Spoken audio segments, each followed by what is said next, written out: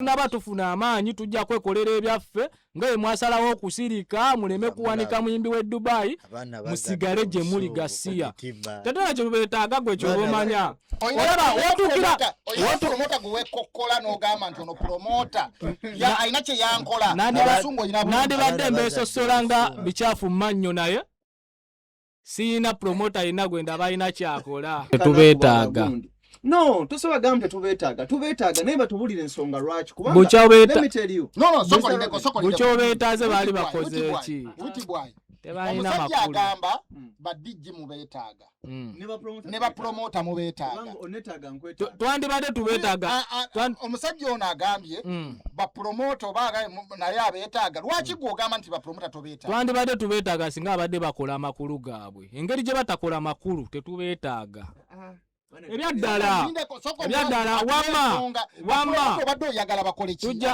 wamma tujja kwewanikayo namwe mubeere gye muli tetubeetaaga nnyo tebulina nnyo kyamaanyi sina kye ngenda tereeza ya njagala Isaac Sams omuntu muleke ayogere ensonga lwaki Isaac wobeera awe promota tabeetaaga ngayo omuntu kuba artist nawe kiba soko tuwe ensonga kiba ba promota bawano badde oyagala bakole ki balina kola ki ba promota bawano tetuna kye twabatuma kukola era kyovula tebalina kye balina kukola kuba tetuna kye twetaaga bakole okitegera tetubeetaaga kyatabalina mugaso kubanga weebuuza omuntu ng'okimanyi oli promota oli mu entertainment nga tosobola ateekayo omuyimbi wa wano ate sirina bye ngenda tereeza wamma mubeere gye muli nga gye muli musirikire eyo tetuna kye tubeetaaza ky'amaanyi busho tujja bwetegekera bwe tunaba tufuna amaanyi otugambye wano nti omusajja yajjako microphone yo gye bali awo bajjako microphone yange nga ndi mu kuyimba ne bazikiza microphone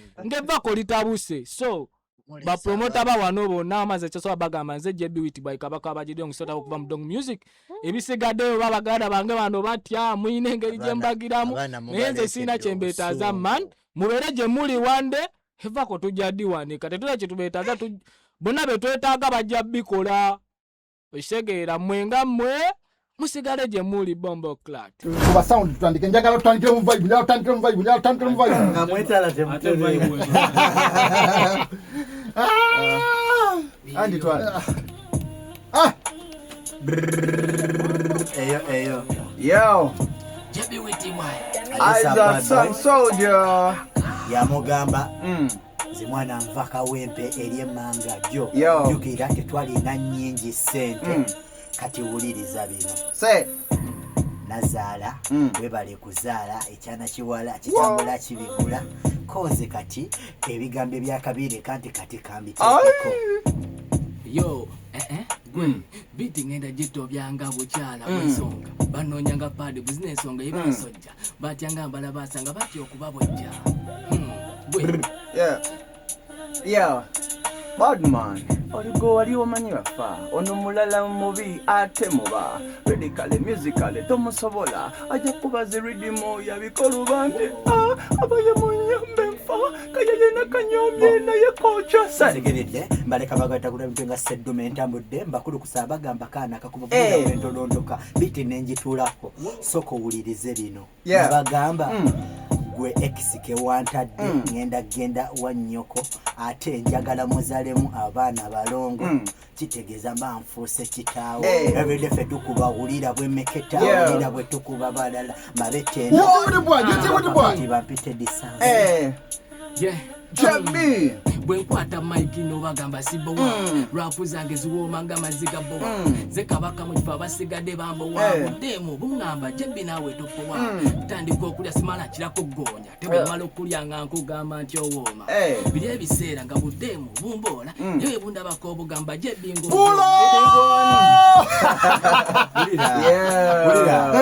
okyatuwa flow big bulu yenze bad boy dimiyo tubuza nyo yagikubye nga tukutaye enzaliwo yasasa na musayinga sire mu logafulo olowooza maliriza zaali n'ebikyaddawo odda muzala wa ddimi amagezi kuweerawo zero nakatandika oluvaano blood ku TV omukirabu bwenjifabba kunyweza demu what all need ye following ne support ye kebera kulukutira mu zange Samulo kunyama ateeka kasimanyi na mpiso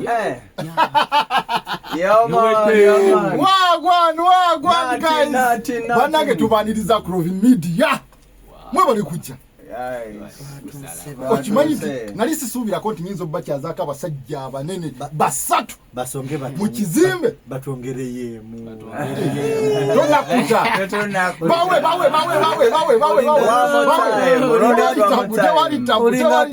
naye nga tuli ku live on Robin Media. Mama wangi zatandika nayo we got some. This a bad boy dimi every day tukuba yinze owakabi ku Lovins Media era tugenda bakuba bino olwono n'obukyala bwe tuyite baddiya gwe Jabbi zakuwa rap pangaraini ya kasoli yenzo mululu muganda w'omukyoli ampulidde nyambo ogambe koli mbudaki kimugambe bwata agambe kwaboli nagibogoleddemu banyini mu bwali mu ntebe tobako kyotya bobo mpagira faba n'enkebe ekimpa omuliro gamba ddimi osonga mbere tokoteze lyrics ate zifika uziyenge mmere zayidda olina akabega jjobe genda n'atera okutegera bakyuka ate badde mu lwere zino mata tulina kyobusaze bo balina bega n'atera okutegera bakyuka Isaac Samsoja Can fraud Isaac Samsoja me bad man we love free cantos be a fear none I'm body in a lifestyle which tula menya mate genda wanenze manzo safiza na rafa din scratch me falla Babu zeda nenga Robin Media banaika tubateya newa nango muziki gwempulira wano nga ku social media sigulaba naye nga bili ekyandi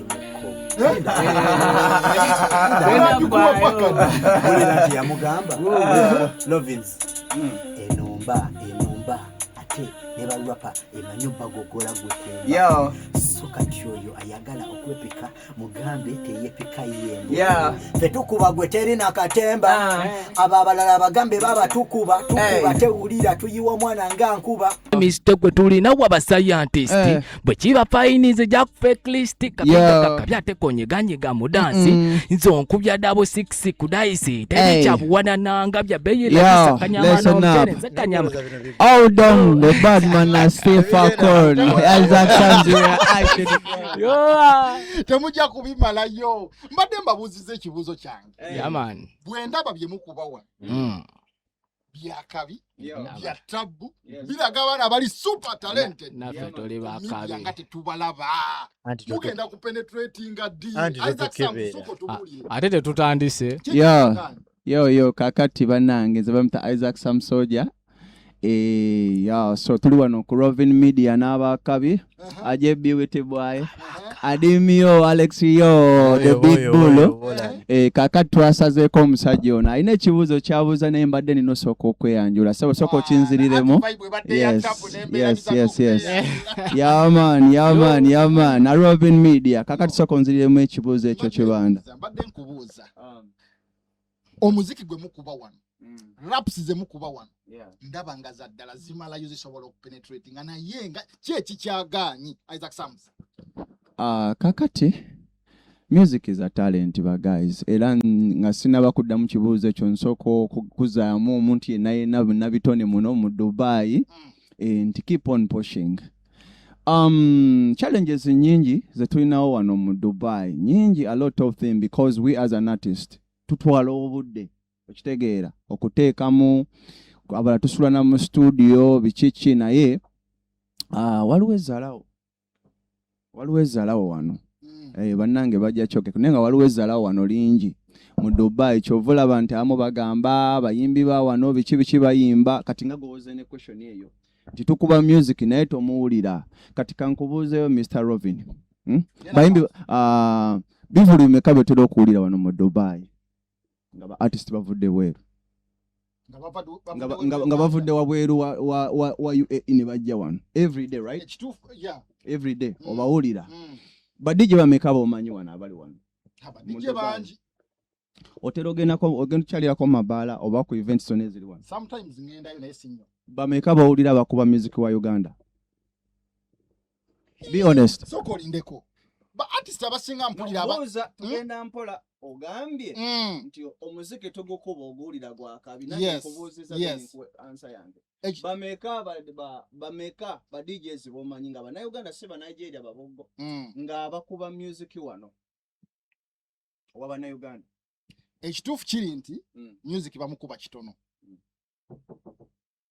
bamukuba kitono naye nga bamukuba so wegambye nti wekugambye muganda wange nti abaana bo bagezezzaako music tumukuba naye wano wakyaliwo ezalawo mu special mba promoter mu ba DJs ate ngaamu nabakyali bafe okitegeera Mr. Rovin teri kintu kiruma kubanga ffe tulina talent a lot of by the way that's the reason why twatandisewo ekintu ekyaffe je tuyita gundi Uganda Music Federation Association kubanga twalabye nti wano waliwo challenges nyingi eziri mu music nga ba promoter bekwasa birala n'abayimbi nabo nga balina ensonga zaabwe ensonga ey'aba promoter tujja gikwatako naye nga tetunagendayo njagala nsooke Dimiyo omusajja agambye ayingidde mu ba promoter n'aba DJ nti be balemesezza omuziki okupenetratinga gwe tolowooza nti no ogambye tebakuba muziki gwammwe ezalawo lyeri obutakuba muziki gwammwe Dimiyo baali bakubye ku music one mu club za wano baali bakukubyeko omuziki naye era ba DJ mikwano gyamu okay kati goloza kike kyakulemesezza penetrating okumalayo na penetrating just ibulayo kuba sita okakasa nti kyoli kimala essaawa zino okusizira ku ddungu n'ebikono ebiriwo n'abataagaliza nze wendi ndaba kimala lwensonga bo nga bo kati natuuka tebasobola kwongerayo kubanga emitima gyabwe mivundu kati tukole tuti osobola okunnyonnyolako abo abantu abalina emitima emivundu olinayo b'omanyi nze kyengenda okugamba kikino bo nga bo sijja banenya lwensonga ffe nga ffe abannayuganda okuva ewaffe twemanyi tetwagaliza era omuntu yenna okuba nga tayagaliza muyimbi wa wano tokimanyi nti kiri nakyo segedde naye ffe nga ffe abayimbi just tulina kwekwatako nga ffe first of all wano e Dubai omuyimbi yenna to penetrate okubeera nga owulikika you have to be with a functioning social media handle so omuyimbi yenna atalina social media handle ey'amaanyi either Instagram either Facebook either TikTok kwezo ofunayo emu ekulwanako kulwensonga bana baya tebagenda tubeereramu goloza osobola okukosa social media yokano penetrating nga toconnectinze kuba promoter toconnectinze kuba DJ toconnectinze kuba club owners ate wenna performance ate wenna tukani promoter kyeyanzijayo kale wanonza okutuuka you to know me ani yanzijayo Dimiyo ba promoter nga beetaagisa muziki kankuddiremu tubeetaaga tubeetaaga but they are not doing kye tubeetaagisa basagedde bakola otherwise let me explain this gena mas but promoter guys but promoter let me kanjeko galubini but promoter tubeetaaga okay tubeetaaga but you're not doing what you're supposed to do erifa abayimbi basagedde ife mutwetaaga nga tumaze kwerwanako ne tuvaayo ne tufuuka something ne mulaba nti tulina connections with people that's when you come n'ogamba nze kati Dimiyo kyali wange Dimiyo nangira Dimiyo ki but nga nze yeefubyeko with my social media handle you understand but nkwetaaga nnyo when I'm starting obeere eddaala so that I can nsobola okubeera n'emboozi gye nteekawo nti nkuyamba onnyamba kwabo abantu benfunye I will motivate them bajje mu show egyotegesa Dimiyo okuvaamu ssente kikwetaagisa emyaka sometimes abantu bamala n'emyaka 15 nga tebapenetratinze omuntu womugamba akuteekemu ssente okuva ku ntandikwa paka lwona breaking through kintu kinene naye nga tetunnayeyongerayo njagala Witibwai nsooke mubuuzeyo obubuuzo butono wano Witibwai kundowoozeeyo lowoozo kintu ekikutte bubi no kansoke nfundikire kino nze promoter sikwagala onteekemu ssente I don't need your money. I don't. What do you need? Exactly. Promoter, I need recognition. Recognition and support. Support wane Dubai jenjagala ku promoter. promoter we Dubai sikwagala mu promoter we Uganda kye yandimpadde. Promoter we Dubai omwagazaaki. Nkwagala recognition nti bwe mbeera nga oyagadde imbeera omuyimbi agenda okubeera ku show yo, pay me with worth, I can bring you on a show. Ekyokubiri include me ku poster, omuyimbi bwajja give me credits. Kyomwagaza. Yeah, si bino byanze byakunteekawo nenkulangira ate omuyimbi bwatuuka nze n'omukasukeeri. Ono omuyimbi gwolese n'omulaga gwakibaddemu oli talina kyali. Okusinziira ku byempulira mulina ekintu kye mugezaako okwewala. Kanzire ku Witibwai. Sokolindeko. Mr. Robin katono. Tereza bintu gende mpola mpola. Njagala otubuulire Witibwai atubulira kwendowooza. Chese tukubye emboko. Teri kye bagenda tereza wabyono. No, sina kyentya. Speak your mind. Njagala otubuulire ekituufu. Kubanga ajja kwogera. Ajja kwogera. Buli artist gwendeta wano akaaba abantu aba. Ba DJ. Ba promoter. Ze DJ sibalinaako buzibu. They switch off microphone. Babbo balooza bayogera. Awo. Lwaki ogezaako kubawolereza? Awo bajjako microphone abo. No, listen. Lwaki babajjako obuzira? Nga tonna bagenda watugenda kuwa Jebbi aweeyo endowooza. Nenze kyembadde ngamba. Buli omu atulaba wano ku Robin Media. Abantu abo tetubalinaako obuzibu naye obuzibu bwaffe abasinga bazalawa. Ekintu kye twagala ffe ng'abayimbi. Era abamu bagamba biki. Robin nakubuuziza ebibuuzo nga tutandika wali. Nenkugamba nti ebivulu bimeka ebihappeninga wano buli lunaku almost a week. Bayimbi bameka boolaba abayimba bannayuganda wano tuli more than 500. Let me tell you, twatandise gundi, twatandise federation eyaffe ffe ng'abayimbi. Naye abantu batakufuna sokolindeko ombuza obadde oyongereza ku kyamukulu. Obadde oyongereza ku kyamukulu. Yes, tubadde njagala mbadde mpa omusajja ono awe submission ye. Yes. N'obaako ky'oyagala ottereeza. Ate totutwala eri mu ki federation. Okay, listen up.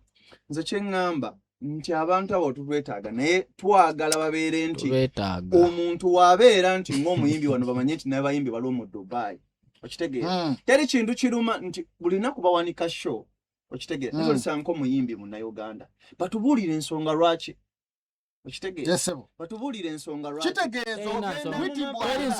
Teri nsonga gye bagenda kutuwa. Oba temwagala kuyimba. Amazima mumbulire promoter wano kiki yali akoze yenna ngo ina Sam's promoter yali.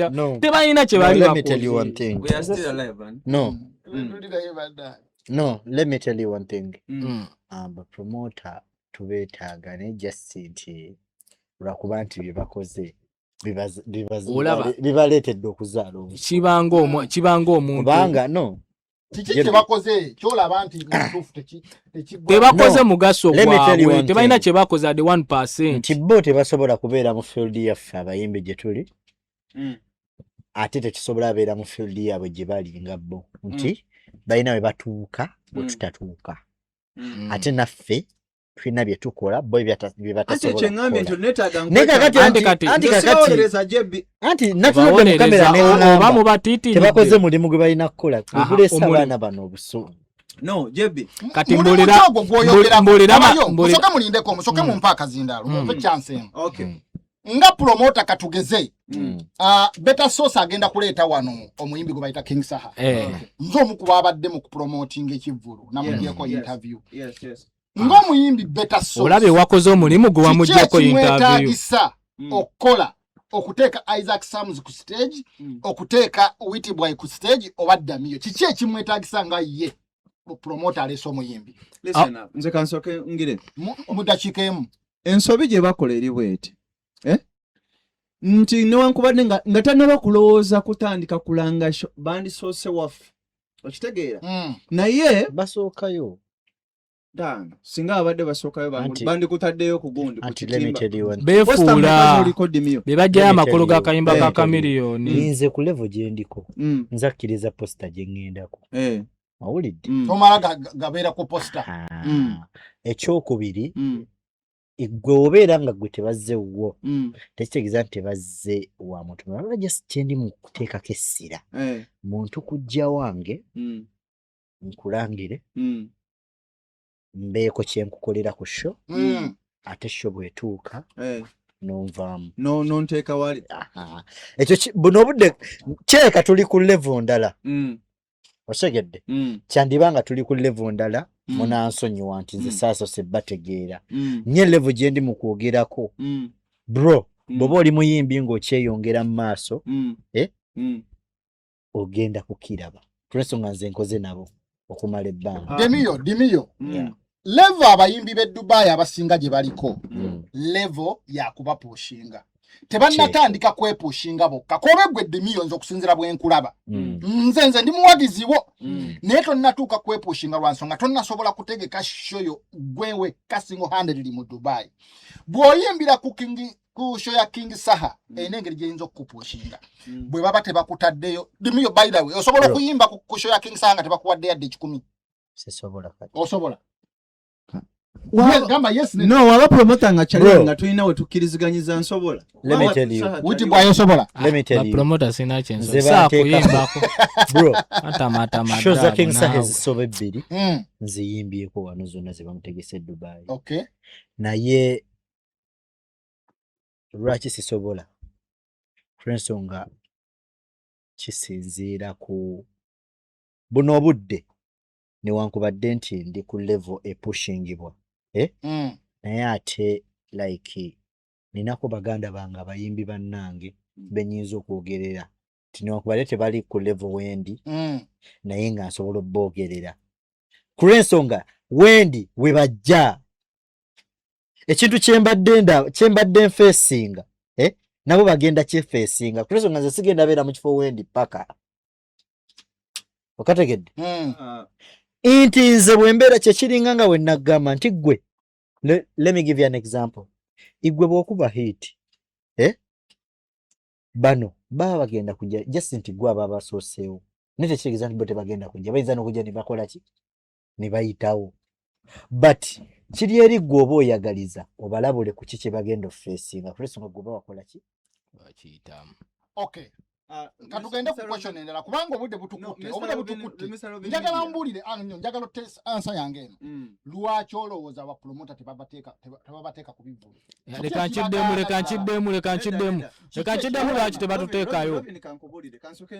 Lindako. Leka nkiddemu mwe mwetiitiriza nammwe mulimba.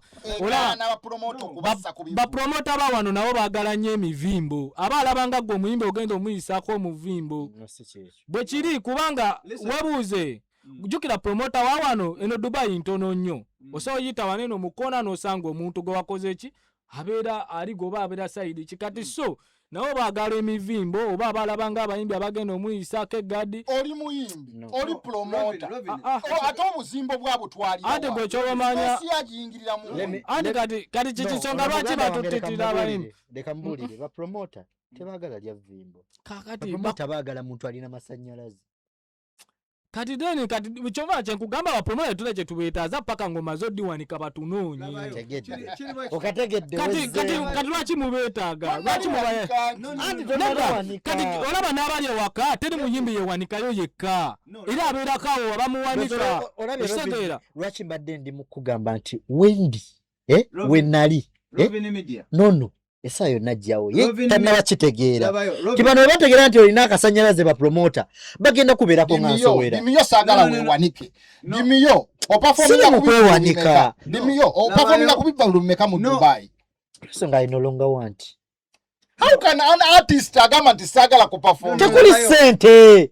Bro, tekuli ssente. No, Robin. People they want to use you with your people. Kati Bayuza. You are not worth to be paid. I'm worth it. Robin. But ngabo omanyi kati kitegeeza lyerezzalawo lyabwe. Kati gyensonga lwaki ebintu bino mubigasse mu bintu bya mirundi ebiri. Let me tell you. Nze ne muganda wange Bonman omumanyi bulungi nnyo. There is a season Dimiyo naye watulabanga. Buli kivulu wano nga ntunudde mu kamera nga ntya Katonda buli kivulu wano nga posta yaffe baako Isaac Samson. Naye ebintu bya njawulo nti omuntu okuteekako tekitegeeza nti abagenda kukola ki mwina benefits nga kyabayagala listen up ebintu bino byanjawulo kubanga obuusiza n'ogamba awo we tujja nti kyangu nnyo okuteekako n'omulangira bajja kumpolereza abamu okubivula ebisinga saha ebisinga saha twali tubaddeko Maddoxi bani bonna bawininwaji bani bonna abasinga ezibadde mu Venom I swear nga omuntu yenna ali ku platform baba abasinga abalanga basobola okunjulira ba vibes wiji bonna I'm sorry to say that basobola okunjulira twali tubaddeko ne waliwo obutakkaanya kujulira listen up tugenda mpola kubanga ebintu byanjawulo waliwo omuntu okuteekako okitegeera okuteekako naye ng'ogenda beeyo nga kifaananyi nga dimiwaga n'olanga naye nga even just to pass there ayagala osasula sente ebintu ebyanjawulo oba tompanise oba onzalaye which means my recognition go sekuzalawa kuba kuyuzinga okitegedde ebintu ebyanjawulo embeera nti tubuuze ebibuuzo uliriza munnemesezza okwandolinga programu eno omuntu akuteeka ku kipande yes ku poster etambula ku social media nga omuyimbi waliwo ajja yes n'akugaana performinga gwala tulaye emirundi tosana performing ayo nkiranze n'omwezi nga mulamba ne gundi mulamba naye nga oyinza n'okutuuka awo ku mulyango nasuka n'agamba nti omugamba asasula baganda bange twazze ku interview bannange mbasaba musubscribe Crovin Media tujja kuba tupushinga abayimbi bano bannange mpola tuteekako eddaala lyaffe katono nnyo okufa okulaba nga bayongerayo omuziki gwabwe ekintu ekinneewunyisiza kwe kuŋŋamba nti olangira omuyimbi promoter n'obeera ku poster no sharing nga noteka ku status n'akugaana n'okuyingira n'ayagala bonna mpulira oyo atakusasuza oyo mwogero oyo labayo kyengenda okwogera kikino nze ba promoter ngenda gamba nti tubeetaaga wabula just kyenjagala bakomye omuze gw'okuyuzinga kyokka bapromota baffe kyebayina bwe buzibu bwokka using kati omuntu akukozesa oba tomwetaaga oba omwetaaga jebbi let me tell you one thing badogo bamwawe sibategeera wamolaba nze kambeko kino kyenkubulira kuba nze mbakoledde ebbanga natandika ddyo waneno mu Dubai okubeera ku show nyingi zembaddeko era show zakati ze siriiko era olaba ne show gyendiko buno budde y'abalokole lwaki ndi ku y'abalokole ekikigwe no lwaki ndi ku y'abalokole show nti eriko ekiriko nze nganze kale ogenda kuntwala nze nganze sigenda kugamba nti ntuke nti natuukako nga bantadde ku posta ne baŋŋaana okuyimba ne baŋŋaana okuyingira kale ebyokuyingira baatuuka ne baŋŋaanako ku bantu b'embanzize nabo ne baŋŋamba gwe yingira wekka bali baleke ekyo kyo kiri fine naye kyengenda okugamba kikino nze kutuuka nenyimba ne ku stage ate akasente ke twateesezza okumpa nekakulemu okumpa yes bannange nga tweyongerayo twagala ensonga eno tugiwunzike abayimbi mubawulidde ne Isaac Sams nina ekintu kyengenda neewuunya mwena nkebedde ku social media zammwe kakyanga mujja ndowooza sirabyeyo ku video na gye mwali mukoze ebintu ebimu promoting abayimbi kukola video nakola music ekyokubiri music gwe mukola okusinga engoma muzikoppa mu Dubai wano ba producer abasinga omuziki balina engeri gye bagukoppamu ne bateekubira keyboard kujjayo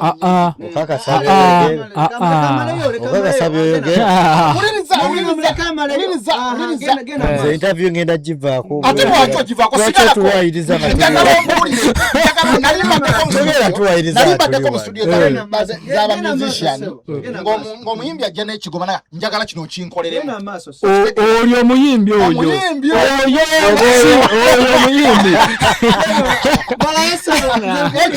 ekirala waliwo omwana yajja naŋŋamba namukyaza wa naŋŋamba nze bwe mba njagala okuba music nfuna ekigoma nenyimbira oli akola ekigoma nenyimbira ku bluetooth. How can a musician record a music song? Oyo substandard jengamba. Oyo muyimbi oyo kati abayimbi abali wano babuzi. Mwache asanga malayo. Isaac Sams. Wegendereze tukuba laptop yange. Obana hizo kunzi laptop nazi tabasa. Echichigwe Isaac Sam recording a video music bwe mukola obaira nayo kumpi emyaka emekanga yadde okurecordinga yo ka video mulina platform ya Dubai esobola okukwata video ezinyirira temukwata esente oba mulina Antono ono dimi yakoma okurecordinga video ngali Uganda okakasa kachanga jono sira okakasa oteka mekezi kuluma nkakasa tugenda kuvala wano tugenda kebera atojiza nya wano ku YouTube agenda ajajiza nya wano kiche kibalemesa okola music penetrating omulungi nga sound mulungi kiche kibalemesa olaba nogamba sound mubi. Okay, kati anti kiche kibalemesa okola sound omulungi. Mr. Robin Media nja kutereza muko ekisooka kigambo kye bayita artist kiva mu kigambo art. Okay. So first and foremost I respect buli mwana ayingira mu studio nakola art kubanga mwe olaba Mr. Robin Media mwe bintu mubirabira wano naye ekintu kitwala buli muntu yenna asobola okwogera asobola okuyimba ne kigambo kye bayita artist kitwala obudde okitegeera ate n'ensonga nti buli omu ayina ati wengeri gyaleeta mugundo olaba abayimbi abanene okimanyi nti kati abayimbi abasinga baba abanene tebakyalina budde bakozesa bya AI ne babisuulayo wano wadde okimanyi ekyo simanyi AI ne video n'amala n'akisuulawo wano kwa kati Mr. Robinson okutwala n'engamba bakubi so kati obuuziza n'ogamba nti lwaki simanyi tukola music na penetrating tukola video Mr. Robin recording substandard audio abali meeting neda olaba kangene mpola njagala improving Mr. Robin wakomadde okuwulira music wange nyimba mekazi omanyi enyimba nzimanyi ziringa 3 nzimanyi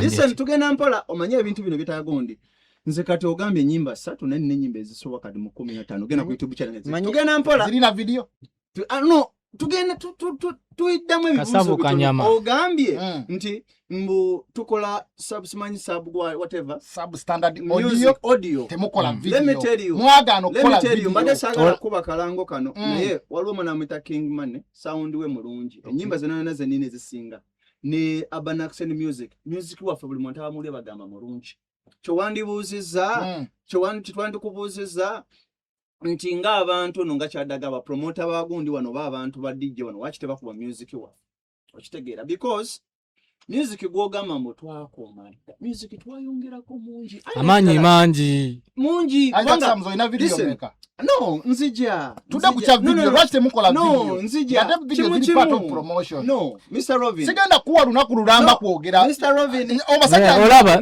Mr. Robin tugende mpola obuuzizza ekintu tuddamu kimu ku kimu ogambye nti tulina music ne gatumena ogambye mu sound waffe si mulungi ne nkugamba wakomadde okuwulira gundi wange checkingayo then ino kati ogambye nti lwaki temukola video Mr. Robin okola audio music omuntu omulungi ogamba kitwala sente mmeka omuyimbi zoba mbuulira simanyi sound omulungi mumanyi temubibala olaba tujajinga bujajinzi nti okoze bunte kuliko video sebe bintu ezo music batujjako sente kyovola abantu nawanda obusungu okitegeera tutwala obudde bwaffe n'onsula abala bateekamu no ne ssente nnyingi nti omuyimbi lemeterio nti omuyimbi andaba wano mu kamera asookunjulira nti mmwe muba mwagala aba media n'abagundi omuyimbi atekemu ssente abalyamu music we nga tabanna kufunamu bafunamu kinene nnyo nga yetanaba nakufuna kwadde n'ekikumi n'eki kyobadde okimanyi kyekibalemesa okukola video omuyimbi kati wononze even na audio nti sente zemba nataddemu nyingi kati mmwe mutumalamu amaanyi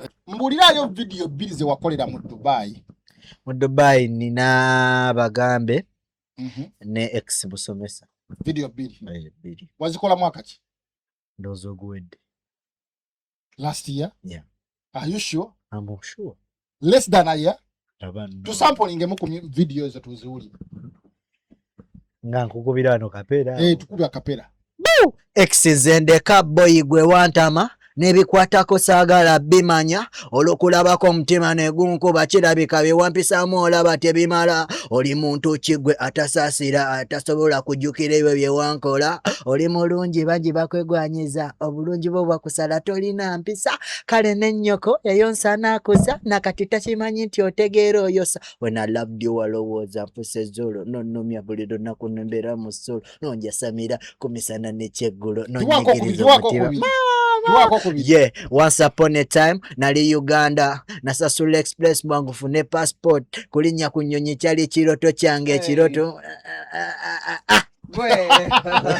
olabika to practicing nyimbo zera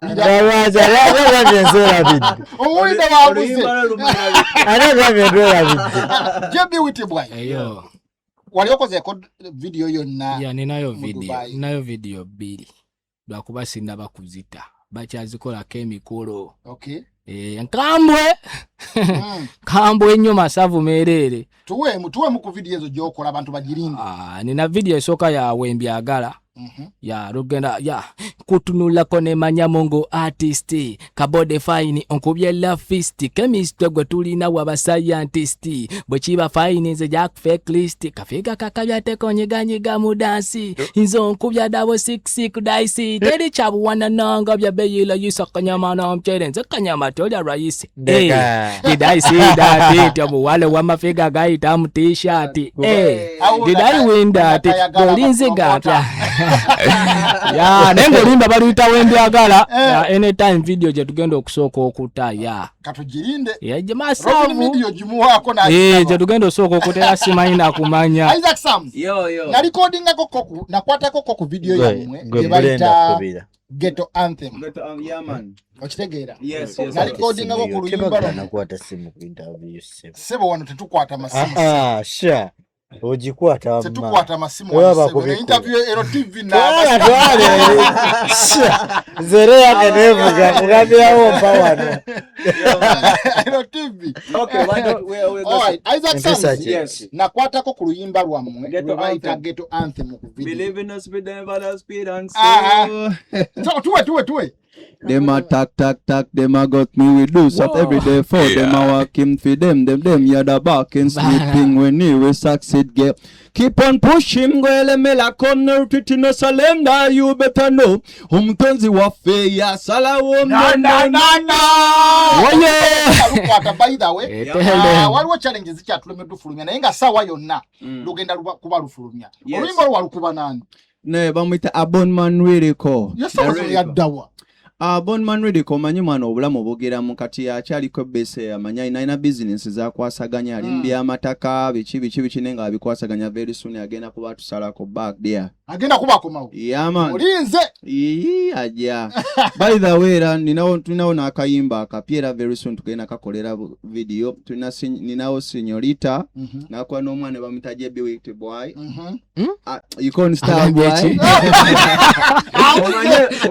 omanye Kando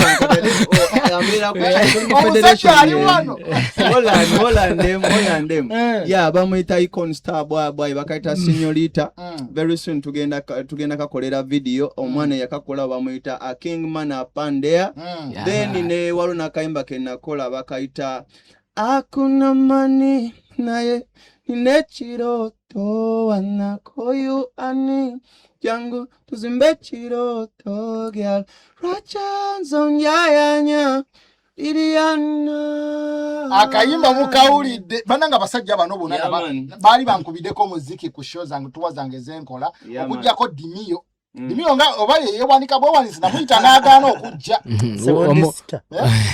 omufunyi gwagwamanyi naye nange ndise kakati mbadde njaga twogereko katono nga tumaliriza ku federation yammwe gye mwatandise nange nagijoyinize by the way so mwamu kuba promoter oli muyimbi Siri by the way ndi buyimbi. Tamanyi muziki gwange gonna kuba. Asebolonda kwesimu. Asaleo.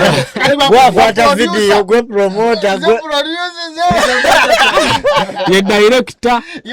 Ate ye manager. Tuogereko ku federation yamwe gye mwakoze. Federation bagiyitana. Dear Ugandans in UAE, twina ekibina kye twatandiseewo bagiyita Uganda Music Federation Association mu bracket all artists. Bagiyita Uganda Music Federation Association in UAE. Banabitone byonna kyentegeeza music strictly kubanga obadde okimanyi Mr. Robin nti ba DJ balina association yabo wana mu Dubai. Yes. Mbadde simanyi. Bajirina. Yes. Ba DJ balina association zabo. Bebamanyi. Obadde okimanyi nti ba promoter balina association zabo. Era mu Dubai. Yes. Babilina so nti twalabye nti ffe okubeera nga tuli scattered maybe kye kisingo tukwo newe twegatta together we can. Yes. So yagale wamuge gamange mmanya. Yes. So chovolaba nti twatandisewo association yaffe yo tugezaako okuŋŋaanya bayimbi bannaffe bonna all over you. Nerekera abo wonna credits batayina tebayina association. Abawanda abayimbi fa tubawadde amaanyi. Abatandisewo ekintu ekitabadde kitaliiwo era nga tubategeeza nti bane buli muyimbi yonna gy'oli Wasaraka Ima Dubai I mean Sharuja Ali namwena twegattire wamu. Rovini abayimbi balina obulumi. Abaana gamba mwana nina music wange naye n'okuyimba wonna omuntu okuyisizaako okimanyi nti ba TikTok abavimba nekirala federation yaffe wali n'avimbako muyimbi naye kati esawa zino ekibina mu kituwadde njagala naye ekibiina ekyo kankubuze JB Witi. Oli part of that federation? Nnyo nze vice. Is the vice chairman? Soko otubulire lwaki oyogedde bingi na oli speaker ate gwasirako. JB Witi bw'alinga vice chairman. Kiki kye twetaagisa omuyimbi ali ayagala okujoininga federation? Olaba federation yetaagisa kiki kyetaagisa? Talina kye yeetaaga kugijoininga kubanga muyimbi kasitaba nga alina ebisaanyizo mbu muyimbi. Okugijoininga tekiriko yadde teri simbusimala soka tuwa nedda.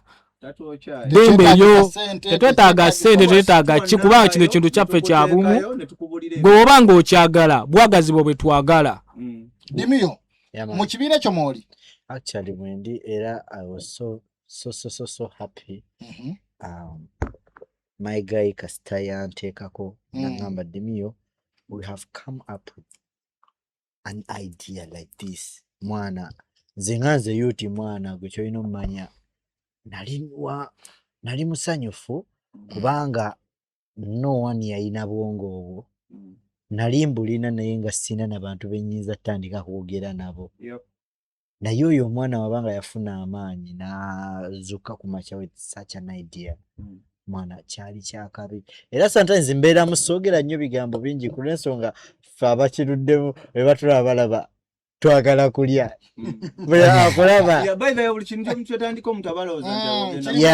buli akulaba alaba nti ono agenda kulya naye nga bro that's a very good idea era obanga webaka nozuuka ku makya nozuuka n'okutonda association bwetyo mwana.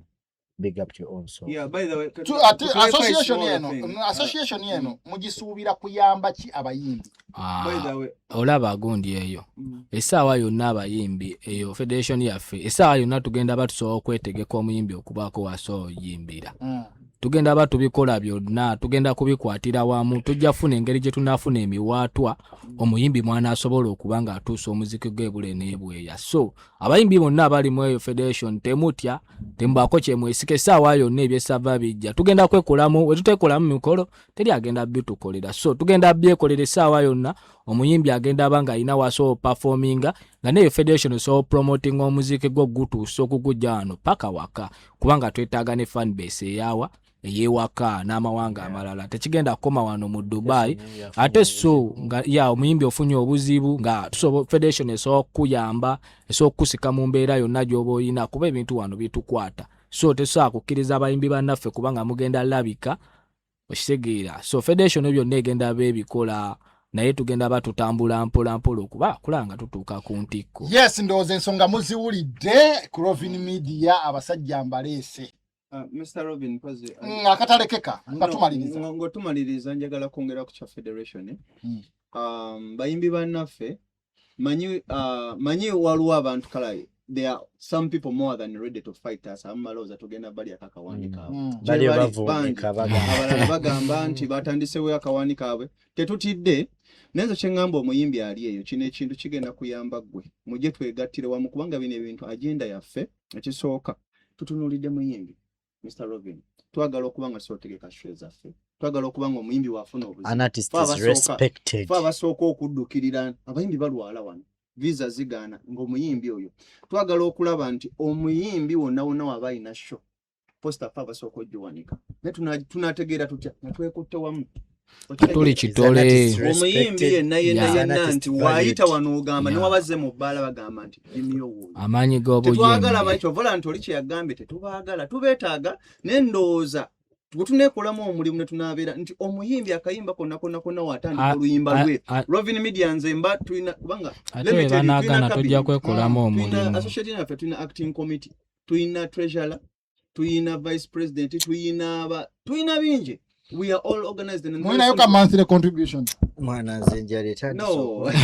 Like kino kintu kyaffe Mr. Robin tutandika kitandike era tukyakizimbira tugamba omuntu yena ali eyo by the way negatta nono omwami okuleta idea era some people always they are like surprised ne bagamba ekintu ekitwakola kino naye omanyi lwaki twakikola wabulumi okitegeera nti ebintu Mr. Robin teri kintu kiruma mwimbi kubeera nabeeranga abana balina endongo wane nnungi nalaba abaana almost bali akibina abakiri bawera n'50 okumwanyo gambye nkaka anti kati labayo omanyi lwaki Mr. Robin tetwayita ku media zine endala nti kintu ky'abayimbi si kya public kintu kya bweyagalire tetuforcinga muntu albaja gamba biki kati omuyimbi agamba munne n'oli agamba munne okitegeera basobola okumwa this is inside us. It's not outside. Banange kintu kigazi twagala tusibula abantu. Dimu oyina akatalekeka tusibula abantu nga tusibula abantu. Akatalekeka kengendo okubawa kakano. Ekibi butubanga twakoze ekibiina ne tuleeta association yaffe. Mwana gwa bad energy totusemberera ekyokubiri gobanga oli eyo gwe ngogaba tebalina gye balagwe gwamanyi osegedde ffe gye tulaga tumanyiyo twanyiriza buli muyimbi ali eyo if you are an artist come and join kuba kino ekibiina kigenda kubeererawo bayimbi an artist must be valued an artist must be counted an artist must be an artist an artist alina okubeera ng'omuyimbi bw'alina okuba si bino ebya bine bibaddewo how promoters we batuyisa ekyokubiri mu supporting Ugandan music to the fullest temukomaawo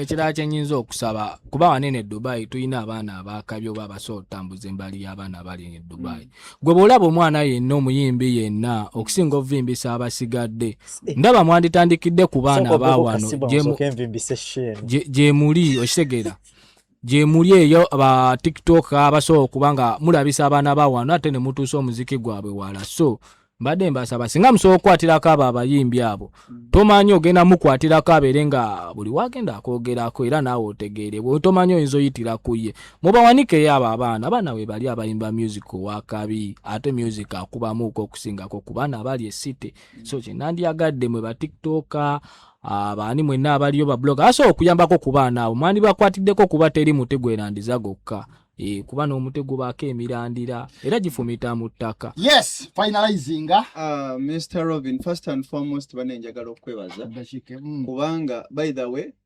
nze n'akakiiko kange n'abantu bonna bwe tukola nabo I'm just a speaker ne tuli wumite ate tuli abantu nti fenna abali mu federation eri tuli bayimbi so wenaba twaseeke ndowooza ntugamba tugenda ku Rovin Media basanyuse kubanga bagamba ina one love so Mr. thank you so much then ekirala nti buli muyimbi yenna bannanga ali eyo yenna tubakoola nti ffe strictly twewagira tukola subscription very soon tulina package ebintu bingi mujje twegattire wamu shows tugenda tandika ozikola tuina abantu abali ku events tugenda kubanga okulaba nti n'omuntu nga music kati nga bw'obadde yogera ku YouTube channel zaffe biki nti omuntu wembeera nga dimi yalina experience ensinga kunzi ali ku federation yaffe ajja kuyambako youth oyo nze muga nti oyambala bubi kyovula bakugoba eri nti owunya bubi oba oyogera bubi bwoti yensonga twateekawo federation eyo nti twetereeze tusindike gye kubanga eri oba tebabaagala Bugembe yagamba mujje gye ndi mwenna abakoze ki katula webengeri ba promoter tebatwagala mujje twekwate wamu twekolemo omuliro tusobola okupromotinga n'ekintu banale ne babeera tu active na to organize nekirala tetunnamala waliyo nekyanga tetunnamala nga 8 August tuyina party ya Track and Liquor nga August nga 8 so buli ali eyo nga wandiyagadde otuwagira yadira 2 buli kimu ntambula kulya kunywa buli kimu kyo wandyetaze ku party kwekiri togenda gula kintu kyonna yayitegekedde ras management. Yes, ensonga muziwulidde. Yes. Okay.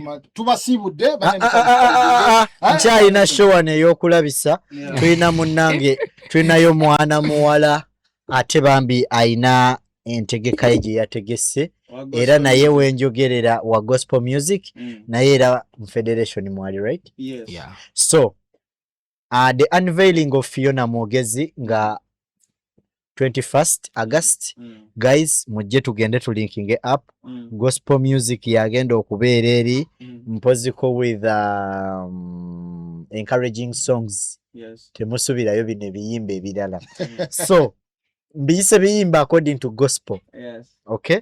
So music concert egenda kubeera Waba Center era mu Dubai. So nga 21st guys let's link up. Let's match it up tugende tuyimbe ndowooza tugenda tandika sawa nga 12 tumalirize 5 yeah so yes, basubira mwena mubeereyo ensonga muziwulidde Mr. Robin akatalekeka banange mwena abayimbi abali eyo lindako ordinary diramu 5 VIP diramu 10 ate table egenda kubeera ya diramu 5 mujje wa Fiona Mwogezi nibananga mundi bubi akatalekeka banange buli muntu yenna tulaba wano njagala mugende munoonye ku Rovin Media guy wa mutima wa ddala kubanga omubirabyeko byabadde akola wano akyaza abayimbi akyaza wakwamanyo sabula lumu amanyo naye nga bane mumunonye kakayisizaawo bane guys be honest guy wa ddala ono omanyi bino nzo bino siwaayiriza kati kambabulire mu promote talent government mulimu wa promoter bichi I ever worked with Dithan he ever gave us an opportunity to sing okibadde okimanyi ekyo ku stage n'olinya n'omuyimbi omunene nakuvimbisa Dithan oyina akatambike so oyina akatambike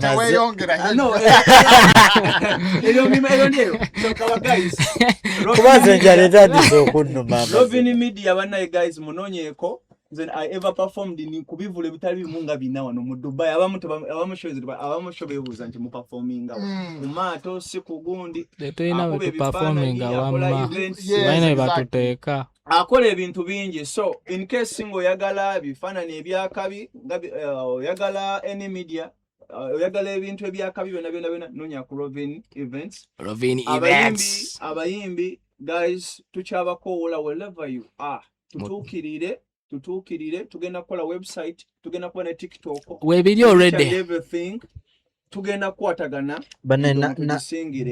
n'abakazi yeah sound out